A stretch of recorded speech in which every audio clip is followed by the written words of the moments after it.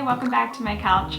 So I'm gonna try and make this a quick one because it's a little bit of a depressing update. I don't have all of the answers of how I'm gonna solve this issue, so let's just move it right along. I will tell you what I do know, and that is that the Airbnb regulations in the town that I bought in are changing. So to backtrack, here are a few things that you should know.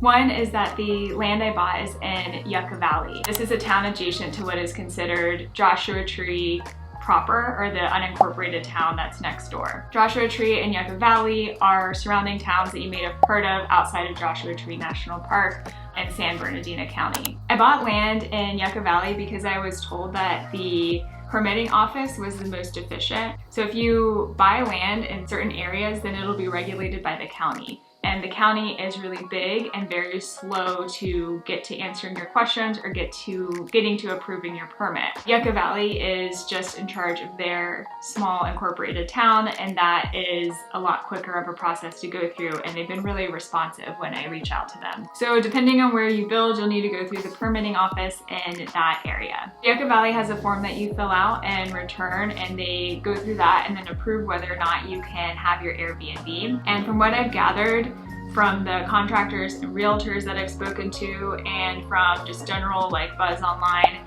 of course, this area of the country has so much interest right now for people to build and buy property to convert them into short-term rentals.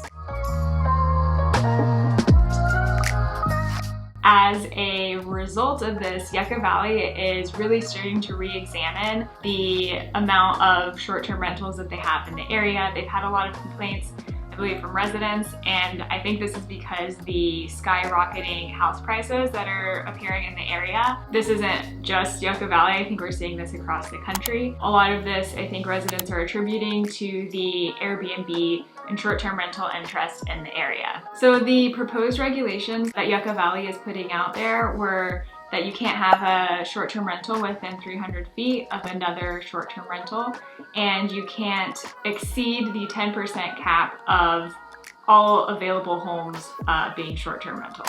I said that weird. Basically, of all of the homes in Yucca Valley, no more than 10% can be short-term rentals. So fortunately, the 300-foot rule did not get passed. This would basically mean that within the length of a football field, you can't have another short-term rental. I already know that on my general block, or within 2 blocks, there are other short-term rentals in my neighborhood. I would have been dead on arrival if this got passed. I'd have zero chance of ever getting the Airbnb permit. Fortunately, for me at least, this got shot down. But the 10% cap rule did pass, and this is what makes me nervous. So I emailed Yucca Valley permitting office with a few questions and was told that we're currently at a 5% capacity. They get new applications weekly.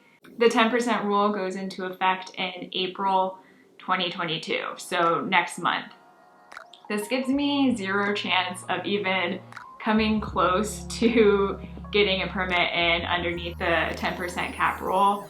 We're also at 5% capacity, so it wouldn't quite matter anyways, but my point is I'm a year out from having the Airbnb built, and at that point, who knows what the capacity will be. So it's very possible that by the time my Airbnb is built a year from now, there won't be any permits available. So you guys told me that you wanted to see the good, the bad, and the ugly. I would categorize this as ugly, because there's no guarantee that after all of this time and money I invest into this property that I'll be able to get the returns that I was expecting. So where does this leave me? The way I see it, I have a few different options. I can continue the build, and if the short-term rental permits aren't available when I finish, I can put my house out on the market for just a standard rental and do month to month. Put my name into the queue for a short-term rental permit, and then hopefully after a few months I'll be able to get the permit and I'll end my month to month. This has a few risks because I'm assuming that I'll be able to hop right into a month-to-month rental in the area. I'm not really sure. I'm not familiar with how that would work. This is also assuming that it may only take a few months to get a short-term rental permit. So in the meantime, I'm standing to not really make the returns that I was expecting on the month-to-month, depending on how that's priced. My expectation would be that it's a little bit lower because you're not having the same amount of turnover.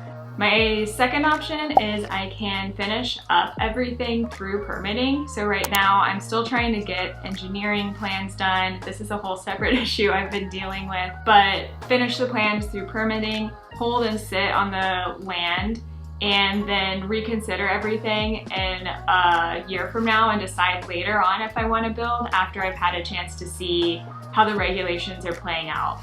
This is probably my least favorite option because it's basically spending a little bit more money, maybe like another $10,000 to finish out permitting, just sitting on all of that money spent and not getting any return back, and not really having a plan going forward, but trying to play it a little bit safe where I'm not like spending the rest of my money on building the house. If things don't change, I can sell the land with the permits, and I'd likely lose some of the money that I put into the property, but I'd be able to get hopefully a good chunk of it back. My third option is I stop production altogether, hold on to the property, cut my losses on the contractors that I've already used, and then pivot and go to another market. This would give me the chance to explore another market and use the money that I had saved to build the house and do maybe like a 10% down vacation rental somewhere else that's a little bit more ready to go. This is a good idea because I could probably a bit more quickly start making money, but I would have lost the money to the land that I'm sitting on, and I'd have to consider at some point in the future what to do with that land. I'd either sell it or keep it, depending on how the market looks in Yucca Valley in a year or 2 or 3 years down the road. To be honest, at this point, I don't know what I'm gonna do. There isn't really a clear path forward. I wanted to share this issue with you and be transparent because I think online, on social media, there's a lot of dream property content that's really just a highlight reel. If you're jumping into something like this, there's nothing that guarantees that it's gonna work out for you, and you're risking a lot. Do I regret doing this? No, not at all. Is it stressful? Yes, it can be really stressful. But I knew what I was getting into before I decided to do this. And you should only be getting into building something from scratch if you're prepared to take on the risks. I chose to do this at this point in my life because my money is still my own. I'm not married, I don't have kids, I don't have a mortgage payment. I have a lot of autonomy to decide what I want to do with my money, and I have a lot of job security to fall back on if things don't pan out. This was my moment in life to take this big of a risk. But everyone's moment looks different and everyone's level of risk looks different too. So I'm not saying don't go for it, I'm saying go for it and trust yourself to find a path forward. I trust myself to figure it out. All right, that's all I have for today. I'll leave you with a big question mark of what I'm gonna do to figure this out. If you're in a similar boat and you're trying to figure things out, leave a comment below because I'd love to talk to you about it. And if you're still considering building in the area, there's still plenty of places that you can go to outside of incorporated Yucca Valley. I'm not saying this idea is off the table, just make sure you know the land that you're getting yourself into. And with that, I will see you guys in the next one.